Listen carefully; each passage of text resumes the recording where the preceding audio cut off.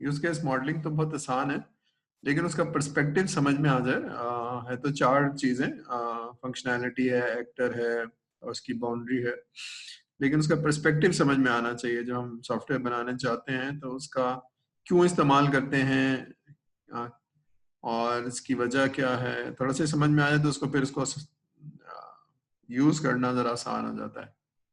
ठीक है, तो हम इस पर्सपेक्टिव से जाएंगे। तो एक केस स्टडी है जिसको हम थोड़ा सा देखेंगे, और उसको जरा गौर से देखिएगा, जो आपको समझ में आ जाएगा। हम देख चुके हैं एक्चुअली एसआरएस के अंदर। अब उसी एसआरएस के अंदर जो रिक्वायरमेंट थी कैफेटेरिया ऑर्डरिंग सिस्टम का, तो हम जरा देखेंगे कि कैफेटेरिया ऑर्डरिंग सिस्टम में कैसे बिजनेस की नीड क्या है और हमें किस तरह से लिखना चाहिए, और यूज केस कैसे इस्तेमाल करने चाहिए। तो हम यूज केस भी थोड़ा सा पढ़ लेंगे, और उसमें हम उसका इस्तेमाल भी देख लेंगे। ठीक है, तो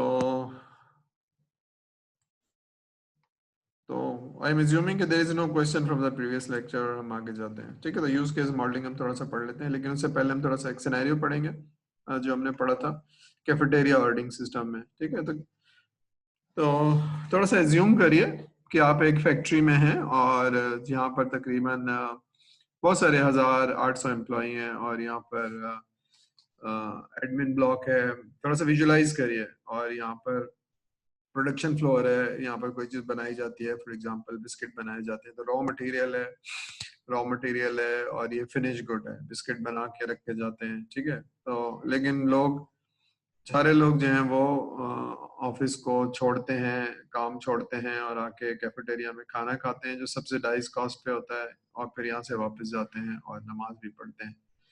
ठीक है, तो यू कैन इमेजिन के 800 लोग फैक्ट्री में काम कर रहे हैं, उसमें हायर अप्स भी हैं, यानी एडमिनिस्ट्रेशन ब्लॉक भी है, उसमें लेबर भी है जो काम करती है, और ये सारी चीजें। ठीक है, विद दैट बिजनेस को समझना, फिर उस बिजनेस को प्रॉब्लम को समझना, फिर उसको डॉक्यूमेंट करना। ठीक है, थोड़ा थोड़ा सा हम देख लेते हैं। तो नीड क्या है जनाब? नीड ये है कि many employees have requested a system that would permit a cafeteria to order meal online. क्यों है, इसकी वजह होगी। ठीक है, तो हम आगे से थोड़ा सा पढ़ते हैं। तो हमें समझना होगा कि यूजर चाहता क्या है। ठीक है ना, तो ऑर्डर मील। ठीक है, तो customer need, background, business opportunity, ये थोड़ा सा हम समझ लेते हैं।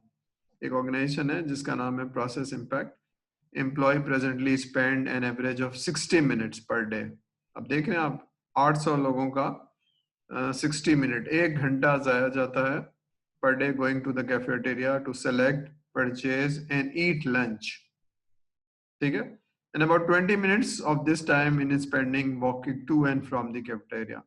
ठीक है, तो ये लगता है आपका selecting the meal and paying for the. ठीक है, when employ go out for lunch they spend an average of 90 minutes. ठीक है, 1.5 घंटा लग जाता है तकरीबन। तो जाने आने में 10 मिनट लगते हैं, फिर वहां खड़े होने में टाइम लगते हैं, फिर खाने में टाइम लगता है। ठीक है ना, फिर क्या होता है, employees don't always get the selection, cafeteria में खत्म हो गया होता है, और ये सारी चीजें होती है। कुछ ऐसी चीजें होती हैं जो बहुत बना के रखी होती हैं, वो जाया जाती हैं। तो ट्राई अंडरस्टैंड कि there is a serious problem. जो एक चीज बनाई हुई है वो बिक नहीं रही है, जो बहुत अच्छी थी वो बिक गई है, लोगों को मिल नहीं रही है, और मैं वहां गया हूँ और मुझे जबरदस्ती कुछ ना कुछ खाना पड़ता है। तो this is the user requirement. ठीक है, तो majority of the employees have requested a system जो ऑनलाइन मील ऑर्डर कर सके। मैं अपने ऑफिस में बैठा हूँ, ऐसे ही है जैसे ये हमारी डीएचएस है, छोटी सी है, लेकिन आप इस समझिए कि इसकी 4 गुना कोई बड़ी फैक्ट्री है, और मैं अपने कमरे में बैठा हूँ, नीचे से उतर के जाता हूँ और फिर जाके कैफेटेरिया में लाइन में लगता हूँ। तो अगर ऐसे ही होता कि मैं कैफेटेरिया में ऑनलाइन दे दूं, और मुझे जो भी मेरी क्लास के टाइम के दरमियान में वहाँ खाना मिल जाए, मैं अपने ऑफिस में खा लूँ, जाना ना पड़े। ठीक है, तो प्रॉब्ली विल सेव टाइम। तो ये बिजनेस की ऑब्जेक्टिव है, जरा पढ़िए।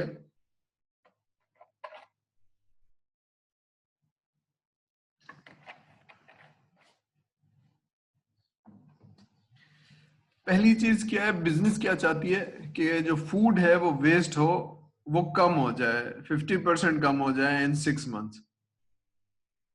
ठीक है, तो इसका क्या मतलब है, इम्प्लाई क्या हो रहा है, इसका मतलब है कि वो पहले से बना के रखते होंगे वो चीजें जो लोग नहीं खरीदते होंगे, और वो जाया जाती होंगी, वो फेंकनी पड़ती होंगी। तो ऐसा ना करें। ठीक है, क्योंकि वो पहले से बना के रख लेते हैं, और वो ऐसा नहीं हो सकता कि बिरयानी पहले से ना बनाई जाए, पहले बिरयानी तो पहले से बनानी पड़ेगी अगर वो, तो इसी तरह से और चीजें हैं जो पहले से बनानी पड़ती हैं, तो वो ऑर्डर ले ले और पता चल जाए कि जी 50 लोगों ने ऑर्डर दे दिया 10 बजे, तो वो 12 बजे तक बन जाएगी। तो इससे वेस्टेज कम हो जाएगा, ठीक है, ऑपरेशन कॉस्ट कम हो जाएगी, और increase average effective work time by 20 minutes, यानी जो 90 मिनट जाया हो रहे थे उसमें से कम 20 मिनट्स ना जाया हो। तो अब अंदाजा कर लीजिए 20 मिनट्स मल्टीप्लाई बाई 800 पीपल नहीं जाया होने चाहिए, तो employ per day with in 3 months. तो ये है फायदा उसका, ठीक है। पहला फायदा है फूड का वेस्टेज कम हो जाए, ऑपरेशन कॉस्ट कम हो जाए, ये तो ट्रांसफर हो जाएगी एम्प्लॉय को। लेकिन ऑर्गेनाइजेशन को क्या फायदा है? ऑर्गेनाइजेशन को ये फायदा है कि जनाब हमारे लोगों के पास टाइम ज्यादा होगा, 90 मिनट जो जाया कर रहे थे उसके बजाय वो 60 मिनट 70 मिनट जाया करेंगे। बात समझ में आ रही है? बिजनेस ऑब्जेक्टिव थर्ड बहुत इंपॉर्टेंट है, किसी वजह से वो सर्विस दे रही है, ठीक है। और आखिरी चीज क्या है? Success criteria. Success criteria, B O का मतलब है बिजनेस ऑब्जेक्टिव, एस सी का मतलब है सक्सेस क्राइटेरिया। तो यानी सॉफ्टवेयर कब सक्सेसफुल होगा? जब तकरीबन 75% of the employ cafeteria use करना शुरू हो जाए। कुछ करेंगे कुछ नहीं करेंगे, कुछ कहेंगे नहीं हम तो जाके ही खाएंगे, तो तकरीबन 75% लोग यूज करना शुरू हो जाए, तो that is the success criteria, ठीक है। अब ये फीचर्स चाहिए जो आपकी जो एप्लीकेशन बनेगी उसमें, फीचर 1, फीचर 2, फीचर 3। तो ये मेजर फीचर्स हैं। फीचर नंबर 1 क्या है? ऑर्डर मील हो सके। और नंबर 2 क्या है? Create, view, modify and delete meal services description, जो भी है ना कि ये है ये है ये है। फिर मील की पेमेंट हो सके, अब वो हमने बताया था कि सैलरी में से डिडक्ट हो जाएगी। मील डिलीवर हो जाए, ये एक बड़ा इंपॉर्टेंट काम है, मील ऑर्डर और मील डिलीवरी मेरे कमरे में आ जाए जिस वक्त में मैंने कहा है, ठीक है। नंबर 3 क्या है? Create, view, modify and delete cafeteria menu. तो ये कोई और आदमी है जो कैफेटेरिया का हर रोजाना मेन्यू बनाया करेगा। कस्टम मेन्यू हो सकता है, ठीक है। Procedure, recipe and ingredient list of the custom meal from the cafeteria. अब ये कैफेटेरिया के लोगों के लिए एक फीचर चाहिए। फैकल्टी नंबर 8 क्या है? Provide a system access through corporate internet. अब ये जब मैं ऑफिस में बैठा हूँ तो एज्यूम करिए कि हर एक के पास इंटरनेट नहीं होगा, लेकिन कंप्यूटर और इंटरनेट होना चाहिए। अब ये उसकी प्री रिक्विजिट है, ठीक है। तो ये फीचर्स हमें चाहिए। अभी उसकी डायग्राम है, ये हमने सिस्टम बनाना है कैफेटेरिया का, और ये एक्सटर्नल एंटिटीज है, ठीक है। जो हमने पढ़ लिया है, जो डीएफडी पढ़ा था उसमें, कि हम ये 0 लेवल का पढ़ते हैं और इसकी एक्सटर्नल एंटिटीज देखते हैं, जो हमने पढ़ा था। फिर इसको तोड़ते हैं कैफेटेरिया ऑर्डर सिस्टम को, लेवल 1, लेवल 2, लेवल 3 में, जो हमने लास्ट पढ़ा था, ठीक है। तो अब थोड़ा सा हमें समझ में आएगा कि हम क्या कर रहे हैं। तो ये एम्प्लॉई है पैटर्न, ये कैफेटेरिया का स्टाफ है, ये मील डिलीवरी है, ये इन्वेंट्री सिस्टम है जिससे इसको इंटीग्रेट होना चाहिए, और ये पेरोल सिस्टम है जिससे इसको इंटीग्रेट होना चाहिए, ठीक है। तब थोड़ी सी रिक्वायरमेंट समझ में आ जाए, थोड़ा सा फ्लेवर आ जाए, ज्यादा ना भी समझ में आए लेकिन बिल्कुल फ्लेवर समझ में आ रहा है कि रिक्वायरमेंट लेना एक काम है, और उसमें डोमेन की नॉलेज जरूरी है और थोड़ी डेप्थ होनी जरूरी है। और इसको लिखना कैसे है? तो लिखेंगे कैसे, ये तो हम सीख रहे हैं, लेकिन इसको लिखने के लिए जरा बिजनेस का डोमेन समझना जरूरी है, ठीक है। तब यहाँ से शुरू करते हैं यूज केस, ठीक है। इसको जरा देखिए, क्या बात है आज अब पॉपुलेशन बहुत कम है, 9 लोग खाली अटेंड कर रहे हैं क्लास, सर्दी ज्यादा है या कोई और बात है? आज students are very less, 9 students. चलिए, तो अब यूज केस समझते हैं। रिक्वायरमेंट थोड़ी सी समझ में आ गई कि एक कैफेटेरिया सिस्टम बनाना है, तो ये यूज केस के 4 वो हैं, 1 2 3 4 लिखा हुआ है। एक तो ये कि जो यूज केस आप लिख रहे हैं उसका नाम क्या है, ठीक है। तो यूज केस का नाम क्या है। फिर यूज केस की बाउंड्री, ये कुछ मिलेगा और इसके बाहर कुछ नहीं मिलेगा, ठीक है। तो ये स्कोप है एक्चुअली, कि क्या मिलेगा और क्या नहीं मिलेगा, ठीक है। You understand? तो that is the boundary of the use case, ठीक है। फिर क्या क्या मिलेगा, ये एलिप्स के अंदर हम फंक्शनैलिटी लिखते हैं, अच्छा ये मिलेगा, उसकी डेप्थ नहीं लिखते हैं, सिर्फ उसका नाम लिख लेते हैं, ठीक है। तो क्या फंक्शनैलिटी मिलेगी, और इन फंक्शनैलिटी को कौन एक्सेस करेगा, कौन लोग हैं जो इसको एक्सेस करेंगे, तो दीज आर कॉल्ड एक्टर्स। तो इंपॉर्टेंट चीज क्या है, सिस्टम जो आप समझते हैं, कौन लोग एक्सेस करेंगे, एक्टर कौन है, क्या फंक्शनैलिटी चाहिए, और क्या बाउंड्री लाइन है, क्या मिलेगा, इससे बाहर कुछ नहीं मिलेगा आपको, और ये इसका नाम क्या है। यहाँ तक बात समझ में आ रही है? 4 टूल आपको समझ में आ रहे हैं, 1 2 3 4। एनी क्वेश्चन सो फार? भाई, एनी क्वेश्चन सो फार?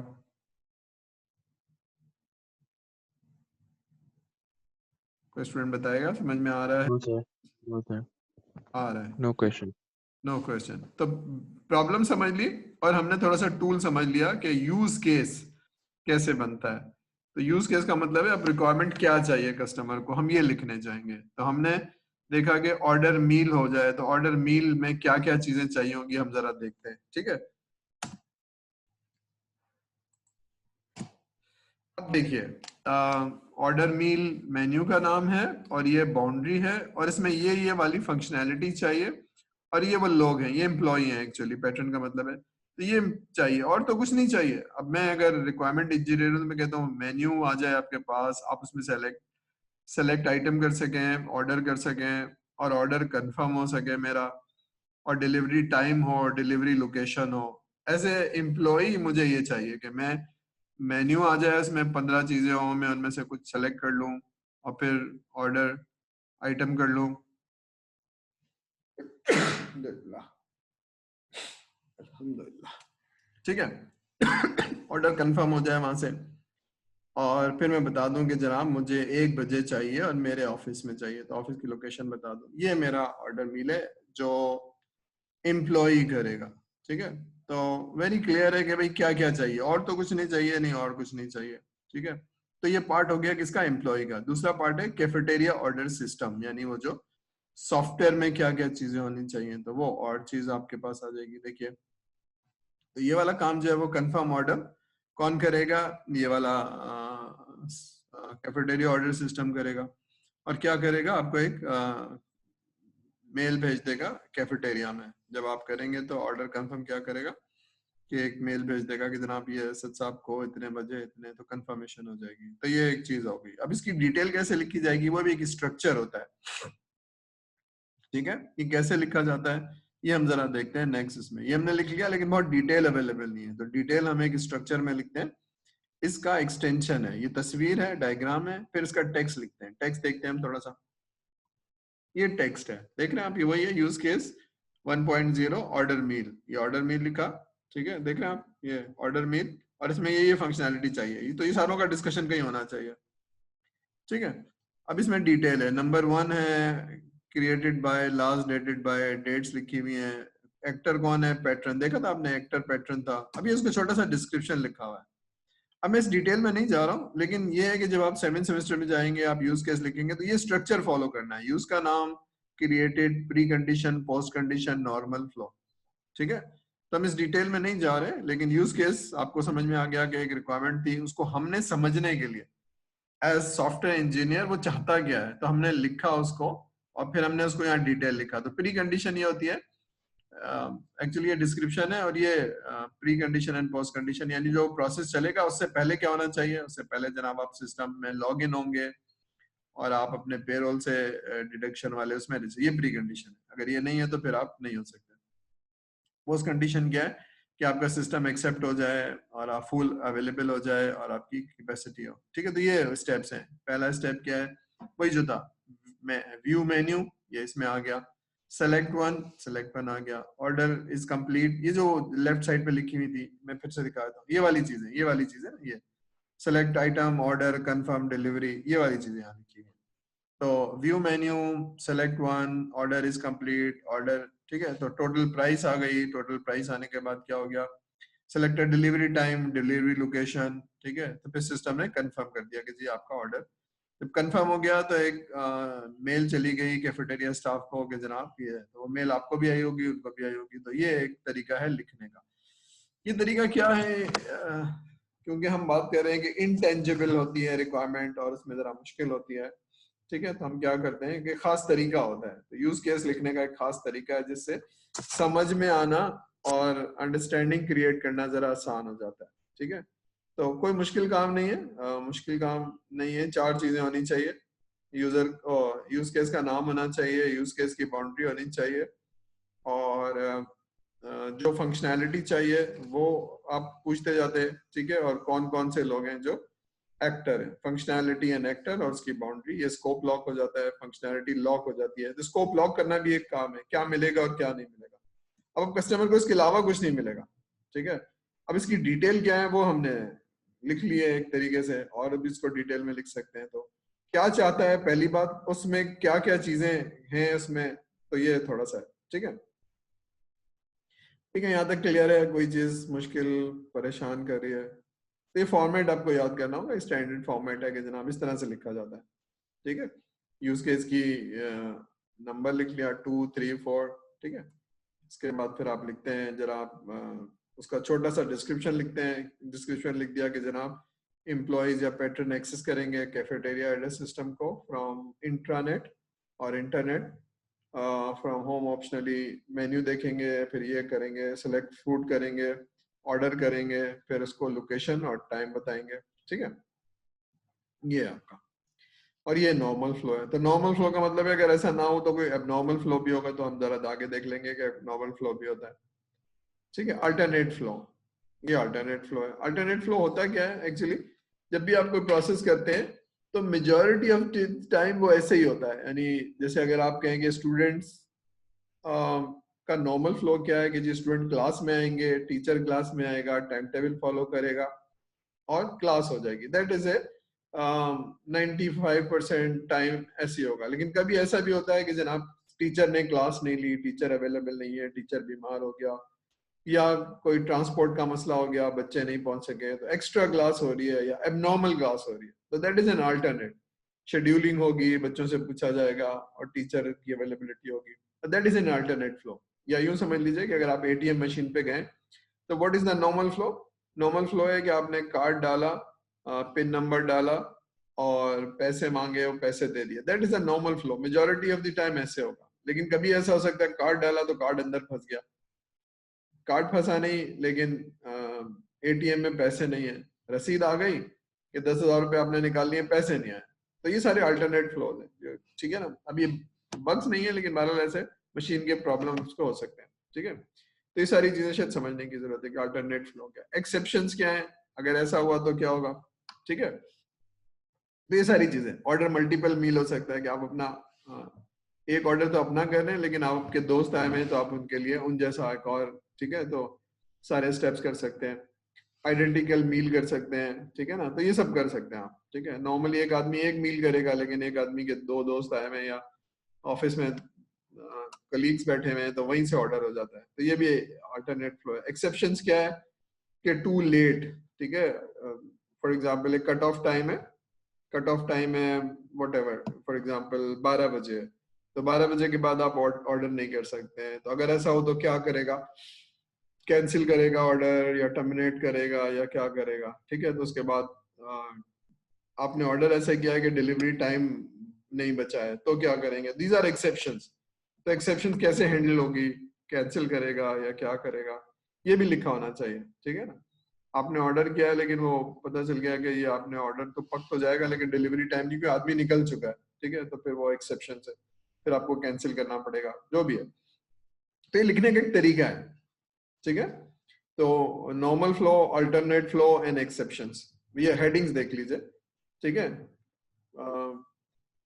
कैफेटेरिया ऑर्डर सिस्टम कब होगा, दैट इज प्री कंडीशन, यानी पैटर्न लॉग इन होगा और उसका पेरोल से कनेक्शन होगा तब जाके लॉग इन होगा। जब वो चला लेगा तो जनाब ये चीजें हो जाएंगी। And that is a normal flow, that is an alternate flow and that is an exception. Clear है? ये बॉडी समझ में आ रही है, स्ट्रक्चर समझ में आ रहा है? समझ में आ रहा है भाई लोग? Yes sir. ठीक है, अभी दूसरा यूज केस है उसी के अंदर जो हमने एसआरएस पढ़ी थी। एसआरएस दोबारा से पढ़ लीजिएगा।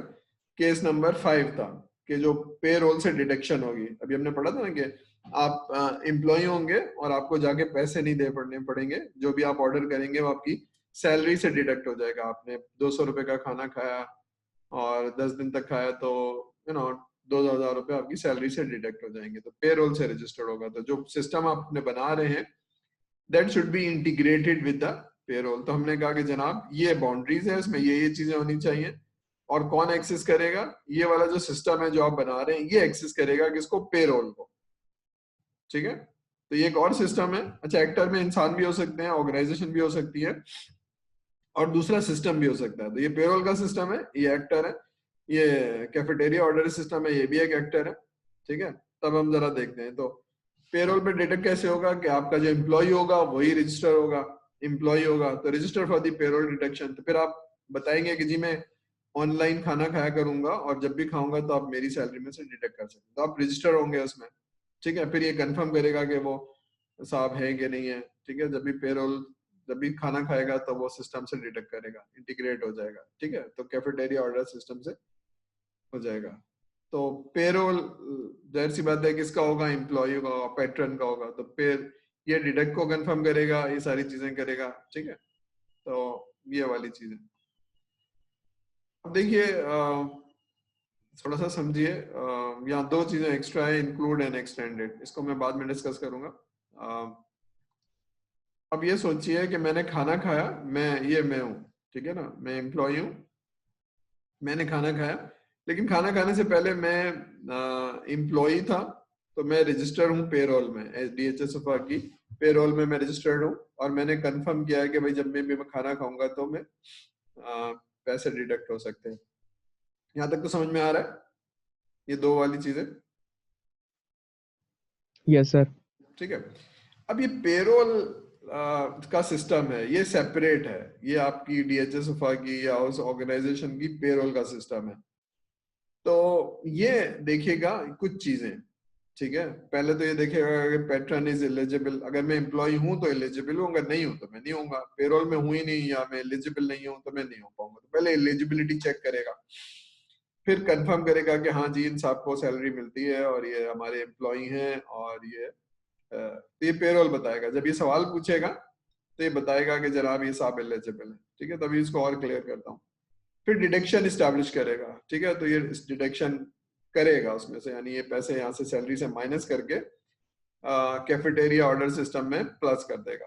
तो असद साहब के 2000, फलाने साहब के इतने हजार, इतने साथ, तो सब जाके क्लब हो जाएगा, इसमें चला जाएगा, तो पेरोल सिस्टम इतने पैसे देगा। ठीक है, अब जरा देखते हैं, इसको समझते हैं।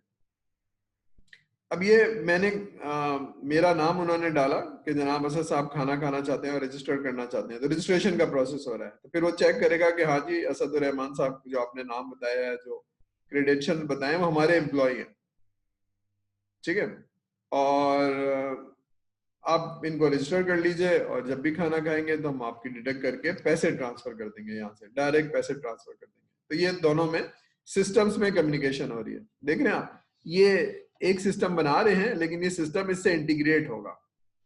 ठीक है, अब वो कैसे इंटीग्रेट होगा हम बाद में बात करेंगे। अब ये इंक्लूड और एक्सटेंडेड क्या चीज होती है, जरा ये समझते हैं। ठीक है, अब ये देखिए, इंक्लूड का मतलब है हर दफा चलेगा, ये वाला जो प्रोसेस है हर दफा चलेगा, यानी ये वाला जो प्रोसेस है इसका चाइल्ड है, तो इंक्लूड है, हर दफा चलेगा, एवरी टाइम। ठीक है, अब कैसे, जब भी आप पेरोल की डिडक्शन करेंगे तो वो एम्प्लॉय तो जरूर होगा, एम्प्लॉय तो जरूर होगा, ये बात समझ में आ रही है, एवरी टाइम। लेकिन सारे एम्प्लॉय डिडक्शन नहीं करेंगे, आपसे रजिस्टर्ड नहीं होंगे, सारे एम्प्लॉय नहीं होंगे, तो हो भी सकता है और नहीं भी हो सकता है। ठीक है, एक साहब है जो आपके एम्प्लॉय तो है, लेकिन कहते हैं मैं ऑनलाइन नहीं जाऊंगा, मैं पेमेंट डिडक्शन नहीं करवाऊंगा, मैं खुद ही जाऊंगा, अब घर से लाता हूँ, या मैं घर से लाता हूँ, मुझे जरूरत ही नहीं है तुम्हारे सिस्टम की। ये बात समझ में आ रही है, मे बी नॉट। तो maybe not is extended, कभी चलेगा कभी नहीं चलेगा, लेकिन इंक्लूडेड हमेशा चलेगा। याद हो रही है बात, इंक्लूडेड हमेशा चलेगा, एक्सटेंडेड कभी चलेगा कभी नहीं चलेगा, ये वाला प्रोसेस। क्लियर हो रही है बात? Yes sir. फिर एरो देख लीजिए, एरो जो है अंदर से बाहर जा रहा है, इंक्लूडेड का क्या है, अंदर से बाहर जा रहा है, और ये लिखने का तरीका है, ये ग्रेटर और इक्वल के दो निशान होते हैं, दरम्यान में इंक्लूडेड होता है, लेकिन ये अंदर से बाहर जा रहा था। ये वाला जो है यहां से इधर जा रहा है, उल्टा जा रहा है, और इसको एक्सटेंडेड, तो एक्सटेंडेड कौन से हैं, जो कभी चलेंगे और कभी नहीं चलेंगे, इंक्लूडेड हमेशा चलेंगे, यानी एलिजिबल जो है वो हमेशा पेरोल का पार्ट होगा, लेकिन जो पेरोल का पार्ट है वो हो सकता है डिडक्शन कराया, हो सकता है ना कराया, कि जी मैं तो घर से खाना लाता हूँ, मुझे जरूरत ही नहीं आपकी। ठीक है, लेकिन डिडक्शन जो होगी वो सारे लोगों की नहीं होगी। ठीक है, नहीं सॉरी, सारे लोगों की होगी, जो पेरोल का पार्ट है उन सारे लोगों की। तो डिस्ट्रक्शन इज एस्टेब्लिश, जो लोग एलिजिबल हैं, कंफर्म कर दिया, उन सबकी डिडक्शन होगी। ठीक है, तो सैलरी डिडक्शन हो जाएगी। ठीक है, तो एक्सटेंडेड और इंक्लूडेड वाली पार्ट समझ में आई? Yes, sir. ठीक है, अब ये वही तरीका है लिखने का, ठीक है। इसका नाम आ गया, इसका नंबर आ गया, रजिस्टर्ड पेरोल डिडक्शन यानी आप एम्प्लॉय हैं, इसका एक छोटा सा डिस्क्रिप्शन आ गया, फिर प्री कंडीशन, पोस्ट कंडीशन, ये नॉर्मल फ्लो है, और इसके नीचे अल्टरनेट फ्लो है। अल्टरनेट फ्लो कुछ भी नहीं है इसमें पेरोल में, ठीक है। यही होगा कि रजिस्टर्ड हो गया, ठीक है, आपका पैटर्न रजिस्टर्ड हो गया उस कैफेटेरिया ऑर्डर सिस्टम से। सिस्टम ने बताया कि जनाब एलिजिबल है, और सिस्टम ने, पेरोल के सिस्टम ने कंफर्म कर दिया। अब जब भी आप खाना खाएंगे वो अमाउंट डिटेक्ट करके कैफेटेरिया ऑर्डर सिस्टम में दे देगा। वो वीक में हो सकता है, या हर दफा हो सकता है, या मंथ में हो सकता है, सारी पेमेंट कंडीशन, ठीक है। तो रोजाना की बेसिस पे आप मैंने खाना खाया तो अमाउंट ट्रांसफर हो गई, आपके पास मेल आ गई कि जी तनख्वाह से इतने पैसे आपके डिडक्ट हो गए। रोजाना आप देखते रहेंगे, फिर टोटल आ जाएगा कि जनाब आपने 6 दिन खाना खाया था, 3,000 रुपये, 300 रुपये का, तो मल्टीप्लाई हुई, ठीक है, वो टोटल अमाउंट आ जाएगी, ठीक है। तो ये आपका नॉर्मल फ्लो हो गया, क्लियर है? Yes, sir. ठीक है, तो ये एक्सेप्शन है। पैटर्न अथेंटिकेट फेल हो गया कोई सिस्टम, अब ठीक है, तो अगर करेक्ट आइडेंटिफाई नहीं हो पाया, सिस्टम में कोई एरर आ गया, ये एक सब एक्सेप्शन है, ठीक है। या एलिजिबल नहीं है हमारे पेरोल में तो है, लेकिन बहरहाल वो उस पर कुछ कंडीशन है जो कि हमारे या तो कैफेटेरिया से खाना नहीं खा सकता है, या फिर वो कोई और बात है, ठीक है। तो ही इज नॉट एलिजिबल, ठीक है। तो ठीक है, तो पैटर्न इज ऑलरेडी एनरोल्ड, ठीक है। तो एक एक्सेप्शन ये हो सकता है कि ऑलरेडी एनरोल्ड है, तो दोबारा से रिक्वेस्ट वो नहीं लेगा, रिक्वेस्ट नहीं लेगा, ठीक है। तो एक्सेप्शन हो सकते हैं, तो मैं इस डिटेल में इसलिए नहीं जा रहा हूँ कि रिक्वायरमेंट इंजीनियरिंग की चीजें हैं, लेकिन हमारा समझ में आ रहा है कि यूज केस में ये 4 चीजें होती है। बाउंड्री होती है, बाउंड्री होती है, ठीक है, उसका नाम होता है, और ये फंक्शनैलिटी चाहिए। अब ये फंक्शनैलिटी में क्या क्या चाहिए हम थोड़ा सा लिख लेते हैं, तो इसको स्कोप लॉक हो जाता है कि भाई क्या चाहिए और क्या नहीं चाहिए, ठीक है। तो स्कोप लॉक करना, एक डिसएग्रीमेंट आता है कि नहीं जी ये तो हमें नहीं चाहिए, ये तो हमें चाहिए, आपने समझा नहीं था, तो यहाँ लॉक हो गया कि भाई देखिए ये चीजें मिलेंगी, और उसकी डिटेल जो है वो हमारे एक्सटेंशन में मिल जाती है, ठीक है। मजीद डिटेल डालनी है तो और डायग्राम बना लें और टेक्स्ट लिख लें, ठीक है। तो आ, ये है लिखने का, और ये लिखने का जो तरीका है एक्चुअली ड्राइव होता है माइंड मैपिंग में। तो माइंड मैपिंग एक टेक्निक है कि हम समझते हैं आप चाहते क्या हैं, पहले तो वो अपर लेवल में समझते हैं, फिर उसकी डिटेल में जाते हैं, फिर उसकी डिटेल में जाते हैं, ठीक है ना। तो रेंडमली नहीं होते, बताइए क्या बनाना है, तो बताइए क्या बनाना में बहुत सारी चीजें मिस हो सकती है, ठीक है। तो यूज केस जब भी आप बनाएंगे, बिजनेस को समझेंगे चाहता क्या है, और फिर उसकी फंक्शनैलिटी को लिखेंगे कि कौन कौन लोग हैं, क्या फंक्शनैलिटी चाहते हैं। तो कौन कौन लोग हैं, में लोग भी हो सकते हैं, ठीक है, एम्प्लॉय हो सकता है, सिस्टम हो सकता है, ऑर्गेनाइजेशन हो सकती है, यानी हो सकता है कोई आप बैंक से कोई चीज एक्सेस कर रहे हो, ठीक है ना। फॉर एग्जाम्पल स्टूडेंट्स की फीस है जो बैंक में जमा होती है, तो आप एक सिस्टम दिखा रहे होंगे, स्टूडेंट दिखा रहे होंगे, फीस पेमेंट दिखा रहे होंगे, और बैंक दिखा रहे होंगे। तो ऑर्गेनाइजेशन भी हो सकती है, एक सिस्टम भी हो सकता है, और लोग भी हो सकते हैं एज एन एक्टर, ठीक है। ये बाउंड्री आपकी जरूरी है। तो कुछ लोग बनाते हैं जिसमें एरो बनाते हैं, अच्छा, कन्वेंशन में एरो नहीं है, कहाँ से डेटा आ रहा है कहाँ से जा रहा है, एरो नहीं है कन्वेंशन में, स्टैंडर्ड कन्वेंशन में। और फिर ये बाउंड्री बहुत जरूरी है, इसके बाहर कुछ नहीं मिलेगा आपको। आप एज्यूम कर सकते हैं कि इसके अलावा कुछ नहीं मिलेगा, लेकिन बहरहाल जो कन्वेंशन है, स्टैंडर्ड मेथड जो इसकी मीनिंग है कि बाउंड्री होना जरूरी है, फंक्शनैलिटी इलिप्स में दिखाएंगे, और ये एक्टर इस तरह से बनाएंगे, और ये इसका नाम होगा, ठीक है। तो ये एक फंक्शनैलिटी है, या एक स्क्रीन समझ लीजिए, फिर दूसरी स्क्रीन है, फिर तीसरी स्क्रीन है, ठीक है। तो इसमें क्या क्या होगा, यहाँ से लॉक हो रहा है, फिर इसको आप डिजाइन करेंगे और डेवलप करेंगे, तो अब जरा आसान हो जाएगा, ठीक है। मुझे समझ में आ रहा है कि क्या क्या चीजें होनी चाहिए इसमें, ठीक है। तो ये वाली फील्ड होगी, रजिस्टर्ड डिडक्शन होगा, इसमें कोई अमाउंट आ रही होगी और वो पेरोल से आ रही होगी, ठीक है, वहां से सिस्टम से आ रही होगी, तो उसकी लेंथ और हमारी लेंथ बराबर होनी चाहिए, उसकी टाइप और हमारी टाइप बराबर होनी चाहिए। डिजाइन वाली बात है कि क्या होना चाहिए क्या नहीं होना चाहिए, ठीक है। क्लियर है यहाँ तक? कोई सवाल, कोई चीज? कोई यूज केस बनाने को दे दिया जाए तो अब 4 चीजें याद होंगी, उसकी बाउंड्री होनी चाहिए, उसमें क्या फंक्शनैलिटी होनी चाहिए, कौन एक्टर होंगे, और उसका नाम क्या होगा, ये इंपॉर्टेंट चीज है, ठीक है, तो कोई एक्सरसाइज कर लेंगे हम और उसको करके देख लेंगे। अभी तक कोई सवाल नहीं है तो फिर हम नेक्स्ट लेक्चर पे चले जाए। क्लियर है, या अटेंडेंस ले लें? ठीक है, ये लेक्चर खत्म हो गया। और अगर आप कहेंगे तो I will go for the more detail, लेकिन अगर समझ में आ गया तो फिर हम मोर डिटेल में नहीं जाएंगे। और चलिए मैं अटेंडेंस ले लेता हूँ।